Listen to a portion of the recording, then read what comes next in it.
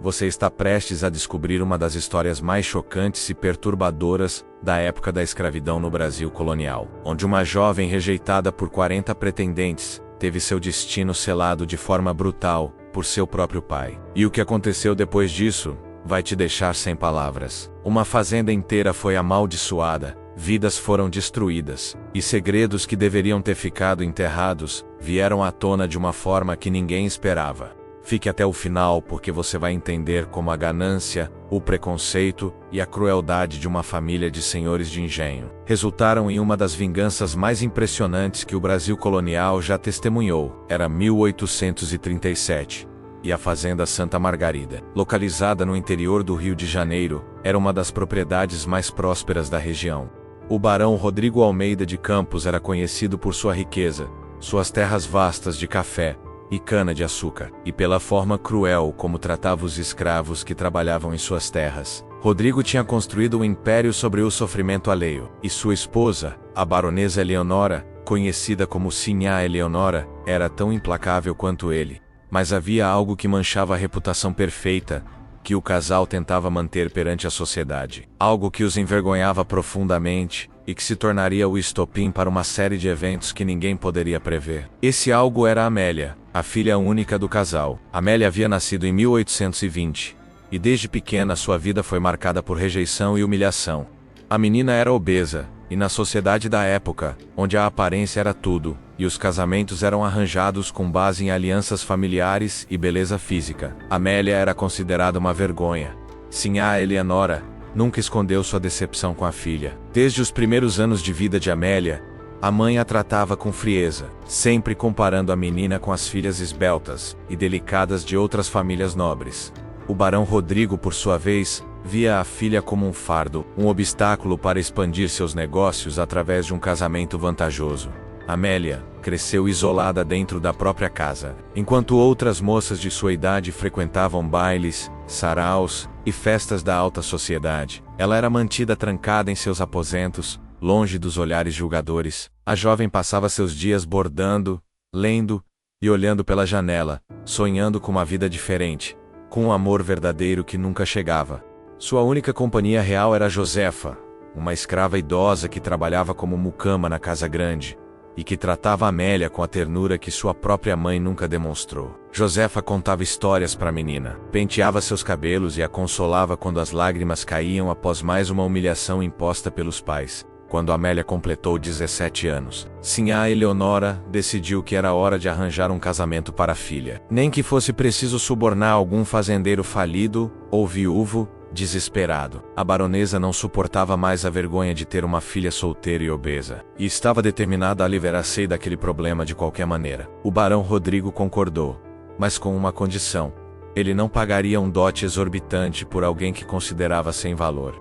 Começou então uma verdadeira vaia, cruzes, de pretendentes, que eram trazidos à fazenda Santa Margarida. O primeiro pretendente foi um fazendeiro de café de Vassouras, viúvo de 45 anos chamado Antônio Ferreira. O homem chegou à fazenda com expectativas de encontrar uma jovem saudável que pudesse lhe dar herdeiros e ajudar a administrar suas terras. Quando Amélia foi apresentada na sala de visitas, usando um vestido que Sinhá Eleonora havia mandado fazer especialmente para disfarçar seu corpo, Antônio não conseguiu esconder a expressão de decepção.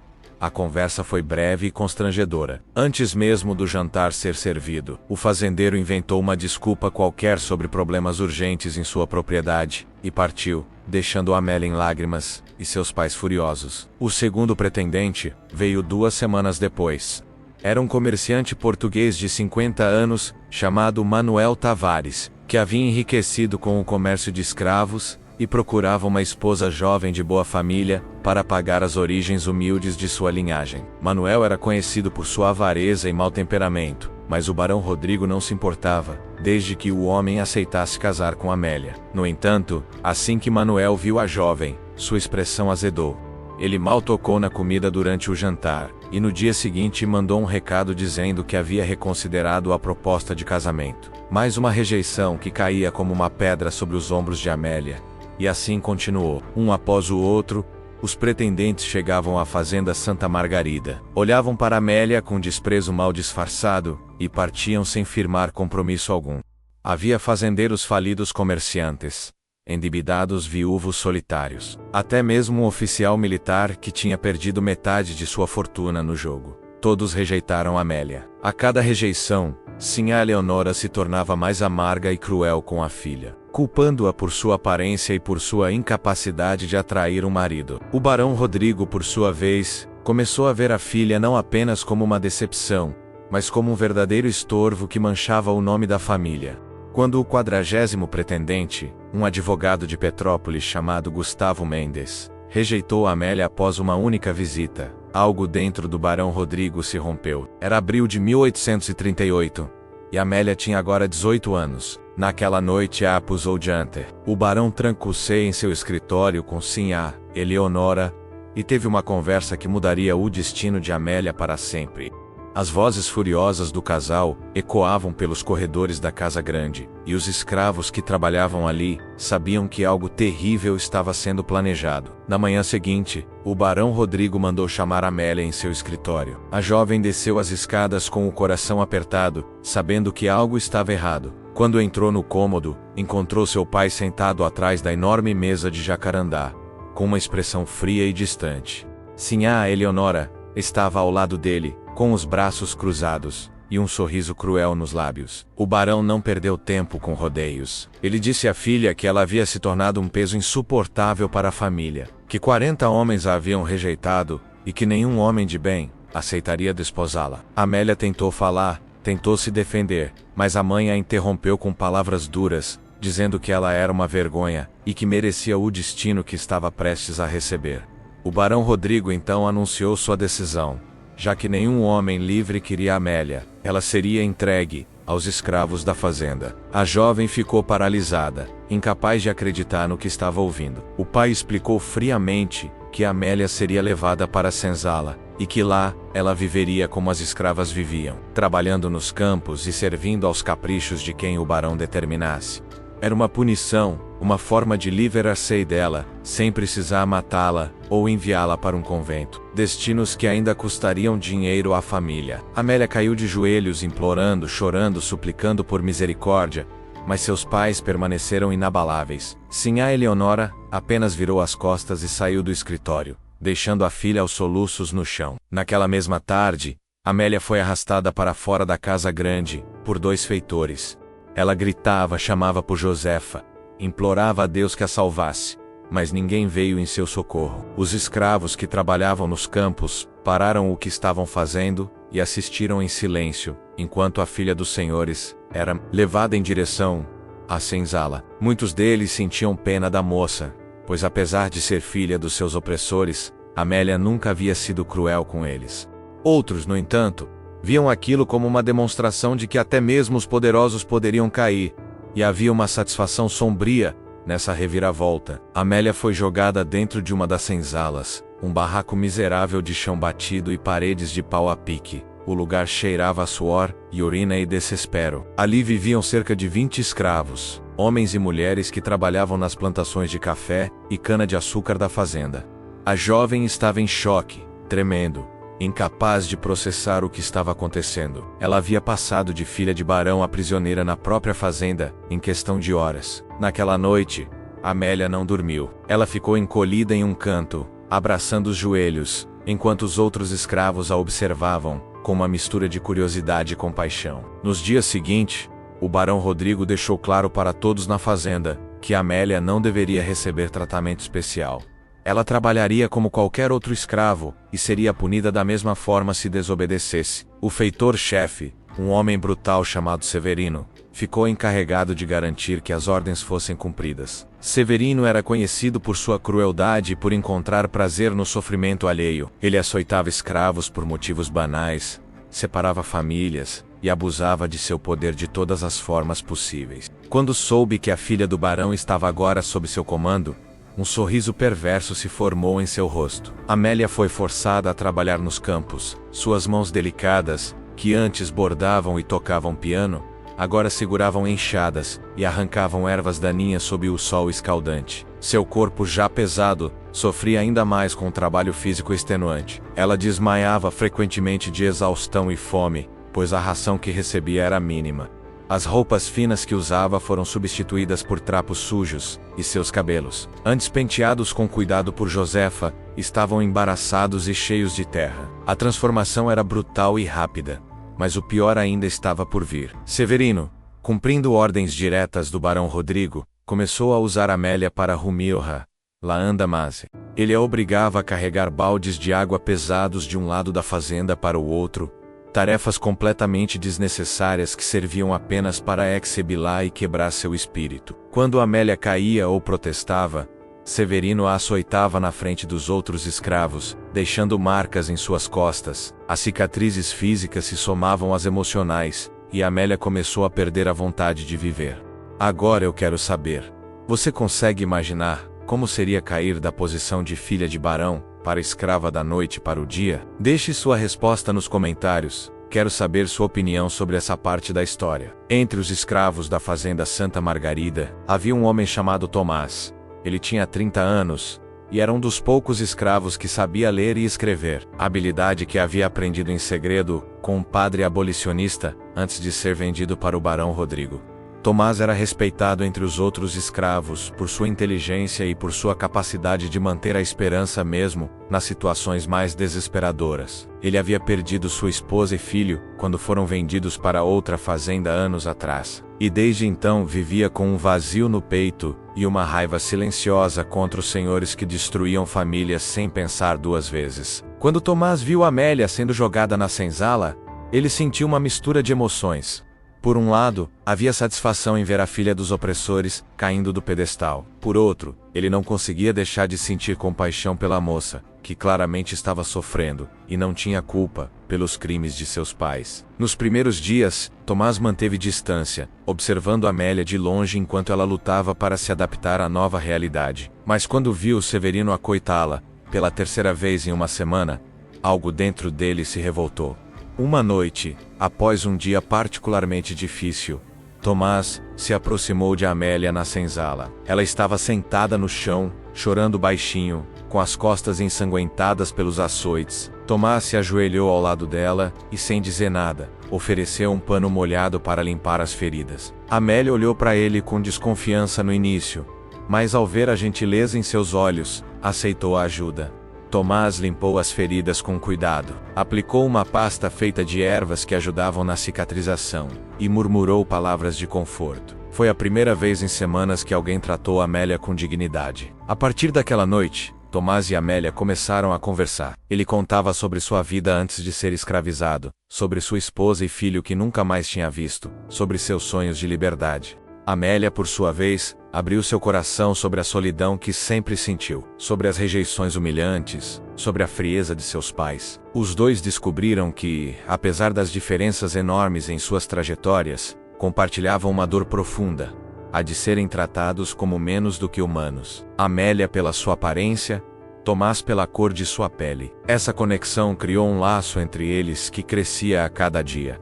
Josefa, a mucama idosa que sempre cuidara de Amélia, não conseguia suportar ver a menina que criara sofrendo daquela maneira. Ela tentou diversas vezes falar com Sinhá Eleonora, implorando que a baronesa mostrasse misericórdia e trouxesse Amélia de volta para a casa grande, mas foi brutalmente repreendida. Sinhá Eleonora disse a Josefa que se ela mencionasse o nome de Amélia mais uma vez, seria vendida para uma fazenda no norte, onde as condições eram ainda piores. Josefa, já com mais de 60 anos, sabia que não sobreviveria a tal destino. Então foi forçada a silenciar sua dor e observar de longe o sofrimento da menina que amava como filha. Mas Josefa não era uma pessoa que desistia facilmente. Em segredo, ela começou a roubar pequenas porções de comida da cozinha da casa grande e a levá-las para Amélia durante a noite, quando os feitores estavam dormindo. Iramigalas, pedaços de pão velho, frutas amassadas. Mas para Amélia, que estava sempre faminta, aquelas ofertas eram um presente de Deus. Josefa também trazia notícias do que acontecia na casa grande, e foi através dela que Amélia soube que seus pais não demonstravam nenhum arrependimento pelo que haviam feito. Ao contrário, Sinhá Eleonora dizia às visitas que a filha havia morrido de febre, uma mentira conveniente que apagava Amélia da história da família. Enquanto isso, na senzala, algo inesperado estava acontecendo. Amélia e Tomás estavam se apaixonando. O que começou como compaixão e amizade foi se transformando em um sentimento profundo e genuíno. Tomás admirava a força de Amélia, a forma como ela se recusava a desistir apesar de todo o sofrimento. Amélia, por sua vez, encontrou em Tomás o amor verdadeiro que sempre sonhou. Um amor que não se baseava em aparências ou dotes, mas em respeito mútuo e compreensão.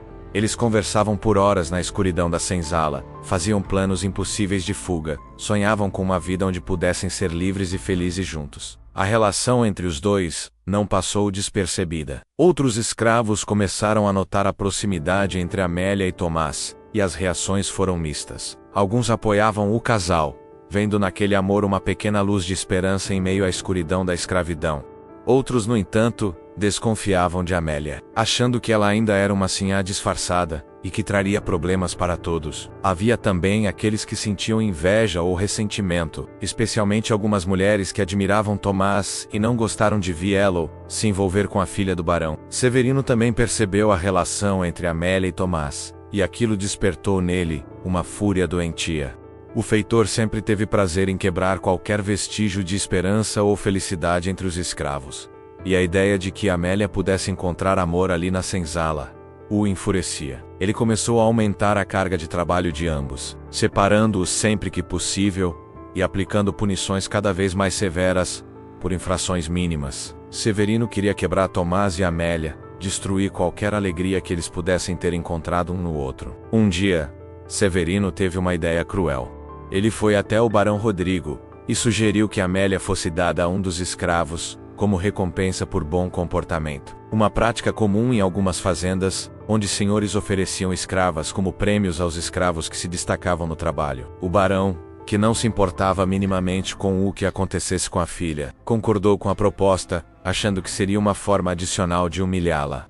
Severino então escolheu propositalmente um escravo chamado Benedito, um homem de 50 anos, conhecido por seu temperamento violento e por ter matado outro escravo em uma briga anos atrás. Quando Tomás soube do plano de Severino, ele sentiu o sangue ferver. Ele sabia que Benedito era um homem perigoso e que Amélia estaria em risco real se fosse forçada a ficar com ele. Tomás procurou Benedito e implorou que ele recusasse a oferta de Severino, mas Benedito, que não tinha amor por ninguém e vivia apenas para sobreviver mais um dia, disse que aceitaria qualquer coisa que pudesse facilitar sua vida, incluindo Amélia. A situação estava se encaminhando para um desastre. Naquela noite, Tomás tomou uma decisão desesperada. Ele reuniu alguns dos escravos em quem confiava e propôs um plano de fuga.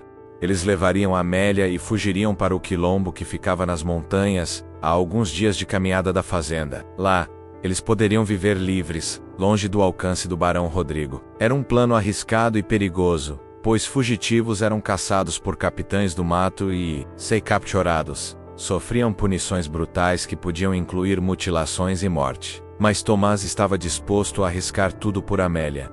5 escravos concordaram em participar da fuga: Tomás, Amélia, Josefa, que insistiu em ir junto para cuidar de Amélia, um jovem chamado João, que sonhava com liberdade desde que era criança, e uma mulher chamada Maria que estava grávida e queria que seu filho nascesse livre. Eles planejaram fugir na noite seguinte, quando haveria uma festa na casa grande e a vigilância estaria mais relaxada. Cada um deles sabia que se fossem pegos pagariam com a vida, mas a chance de liberdade valia o risco.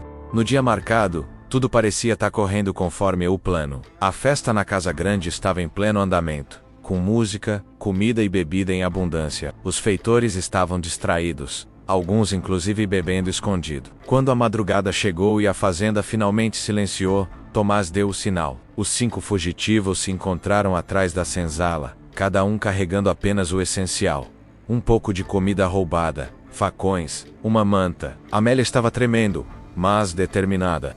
Josefa, apesar da idade, estava firme segurando a mão da menina que criara. Eles começaram a caminhar em direção às montanhas, usando as estrelas como guia. A princípio, tudo correu bem. Conseguiram se afastar bastante da fazenda sem serem detectados. Mas quando o sol começou a nascer, um dos feitores percebeu que 5 escravos estavam faltando. O alarme foi dado imediatamente. O barão Rodrigo, ao saber que Amélia estava entre os fugitivos, entrou em uma fúria incontrolável.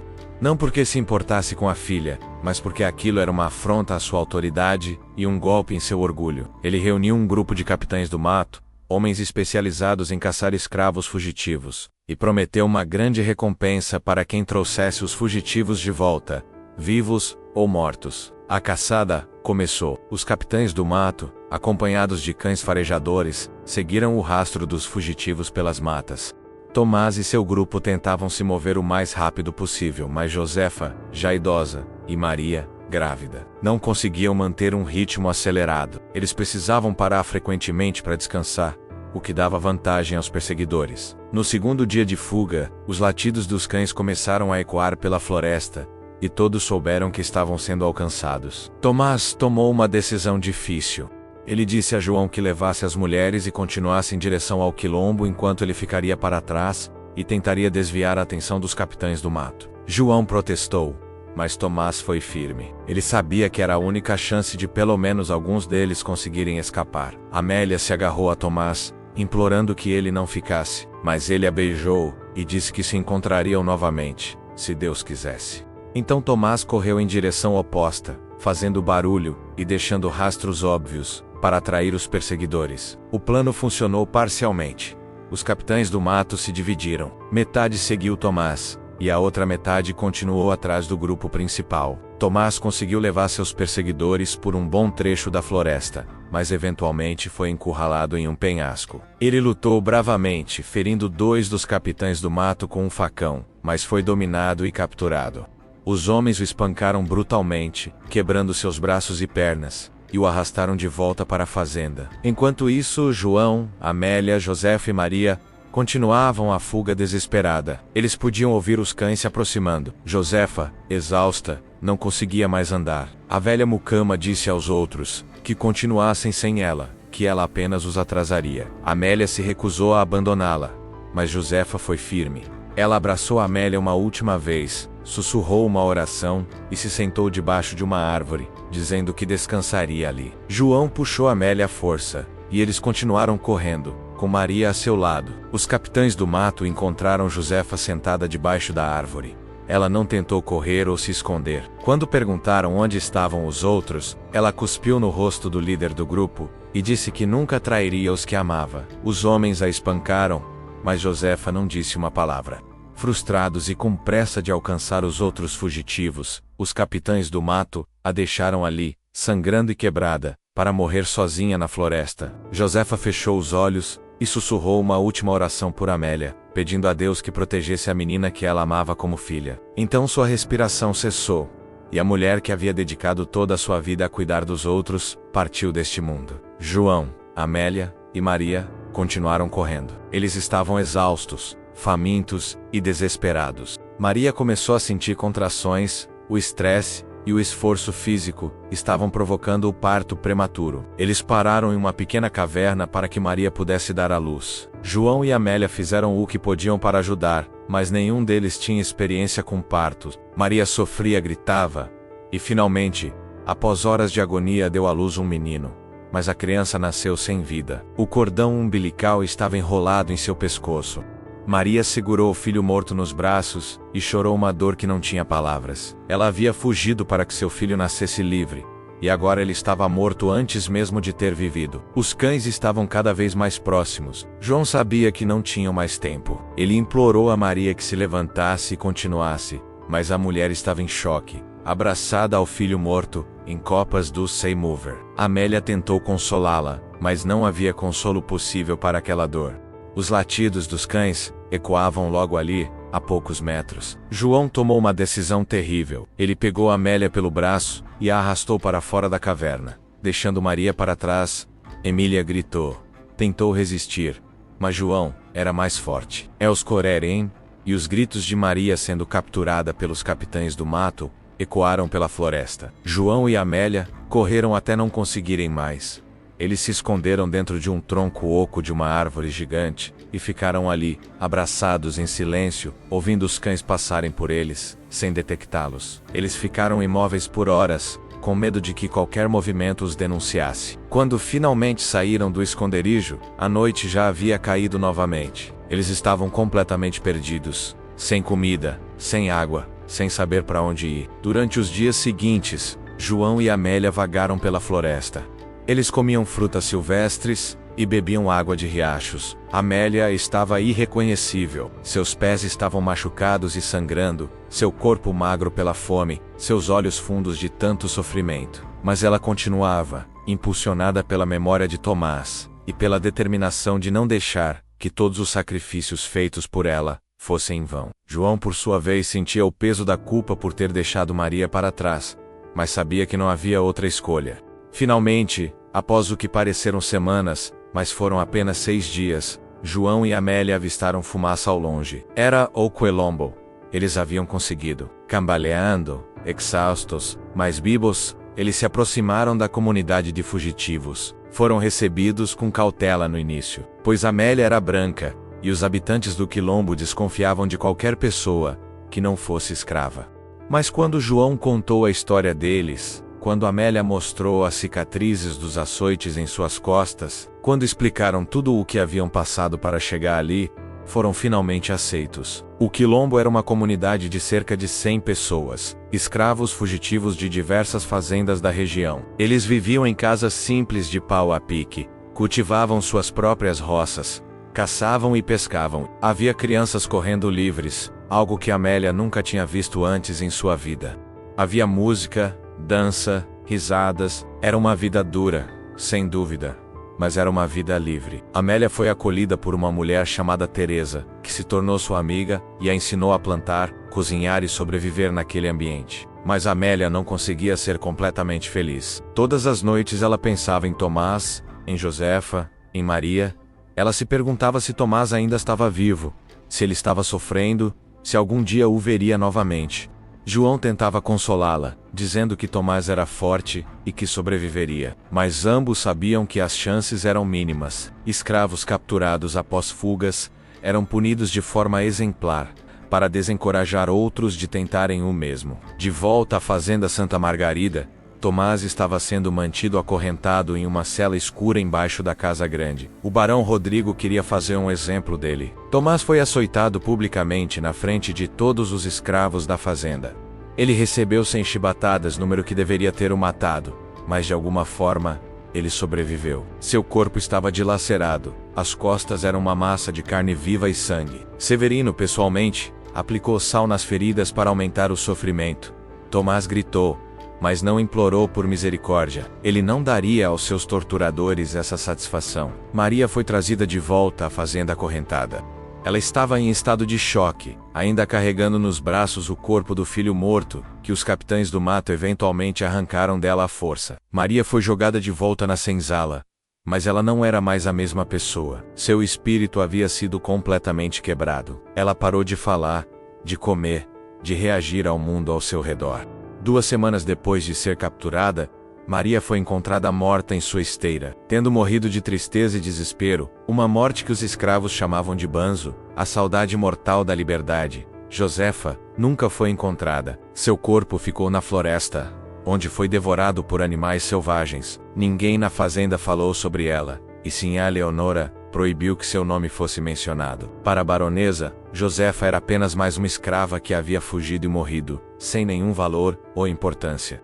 O barão Rodrigo estava furioso, porque Amélia e João haviam escapado. Ele dobrou a recompensa pela captura deles, e enviou mais capitães do mato para procurá-los, mas as buscas não deram resultado. O Quilombo era bem escondido e protegido, e ninguém conseguia encontrá-lo. Com o passar dos meses, o barão eventualmente desistiu de procurar a filha, considerando-a morta ou perdida para sempre. Para ele, era como se Amélia nunca tivesse existido. Passaram-se 2 anos.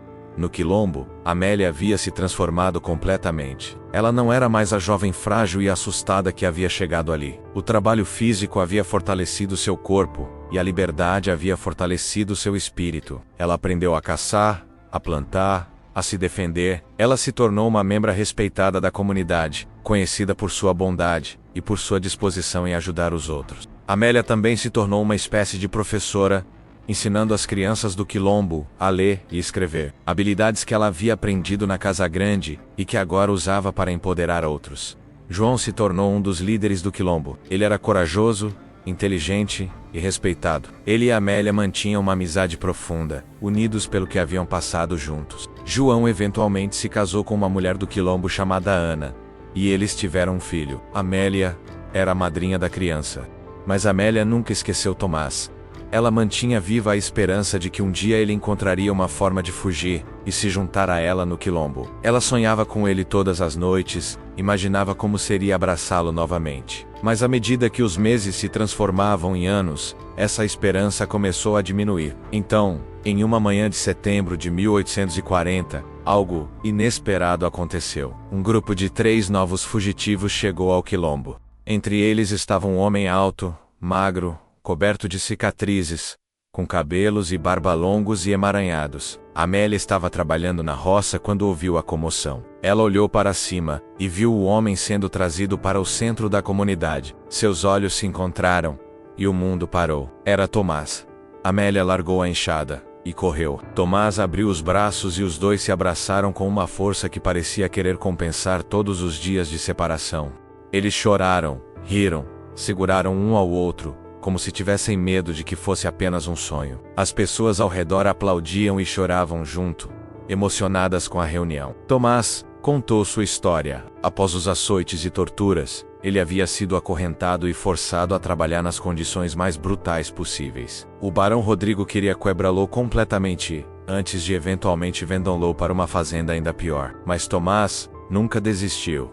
Ele aguentou cada dia, cada punição, cada humilhação, alimentado apenas pela esperança de reencontrar Amélia. Ele planejou sua fuga meticulosamente durante 2 anos, esperando o momento certo. Finalmente, durante uma tempestade violenta que derrubou árvores e causou caos na fazenda, Tomás conseguiu quebrar suas correntes e fugir, levando consigo 2 outros escravos, que também queriam liberdade. Tomás e Amélia se casaram em uma cerimônia simples, mas bonita no quilombo, conduzida pelo líder espiritual da comunidade. Eles construíram uma casa juntos e começaram uma nova vida. Amélia engravidou alguns meses depois, e em junho de 1841, deu à luz uma menina saudável que eles chamaram de Josefa, em homenagem à mulher que havia dado sua vida para que Amélia pudesse ser livre. A vida no quilombo não era fácil.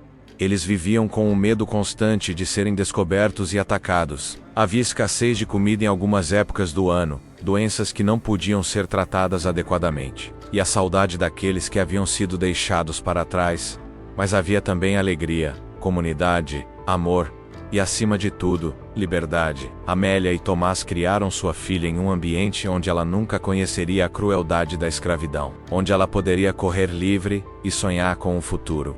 Enquanto isso, na fazenda Santa Margarida, as coisas começaram a desmoronar. O barão Rodrigo, obcecado com controle e poder, começou a tratar seus escravos com crueldade ainda maior após as fugas. Mas isso teve o efeito oposto do pretendido. Mais escravos começaram a fugir, alguns indo para quilombos, outros simplesmente desaparecendo na noite. A produtividade da fazenda caiu drasticamente.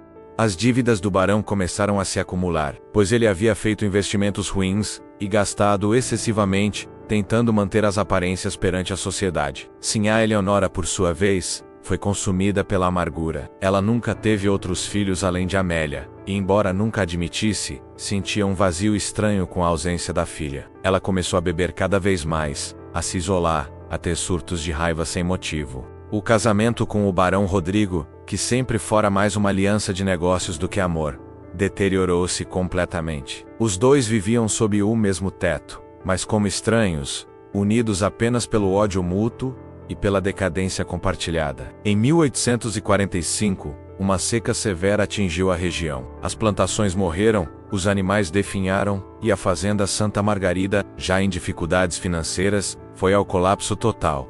O barão Rodrigo foi forçado a vender parte de suas terras, e a maioria de seus escravos, para pagar as dívidas. Severino, o feitor cruel, foi demitido e partiu para encontrar trabalho em outro lugar. A grande casa que antes abrigava festas luxuosas agora estava vazia e silenciosa, com a pintura descascando e as janelas quebradas. O barão Rodrigo morreu em 1848, de um derrame cerebral. Ele morreu sozinho em seu escritório, e seu corpo só foi encontrado 2 dias depois. Sinhá Eleonora, que agora era uma viúva sem recursos, Foi forçada a vender o que restava da fazenda e se mudar para uma casa pequena em uma cidade próxima, onde viveu seus últimos anos na pobreza e no esquecimento. Ela morreu em 1853, amarga e solitária, sem nunca ter se arrependido de como tratou a filha. A fazenda foi comprada por um novo dono, mas nunca mais recuperou sua antiga glória. As pessoas da região diziam que o lugar era amaldiçoado, que os gritos dos escravos que haviam sofrido ali ainda podiam ser ouvidos à noite. Eventualmente, a fazenda foi abandonada e as construções desmoronaram, sendo reclamadas pela floresta. No quilombo, Amélia e Tomás viveram por muitos anos. Eles tiveram mais 4 filhos e viram seus netos nascerem. Amélia continuou ensinando as crianças, e Tomás se tornou um dos líderes mais respeitados da comunidade.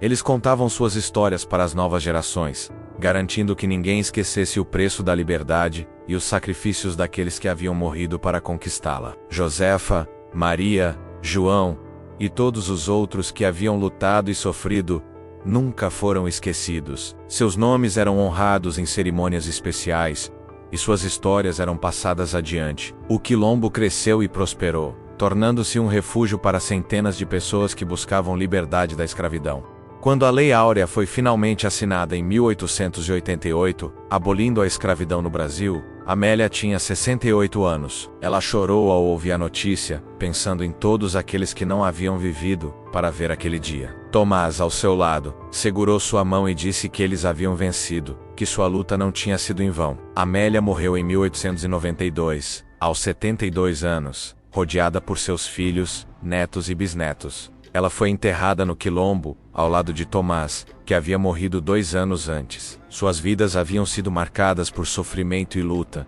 mas também por amor, coragem e liberdade. A história de Amélia passou a fazer parte da memória coletiva do quilombo. As gerações futuras contavam sobre a sinhá que se tornou escrava, e depois mulher livre, sobre o amor que desafiou todas as barreiras, sobre os sacrifícios de Josefa, Maria, João e tantos outros.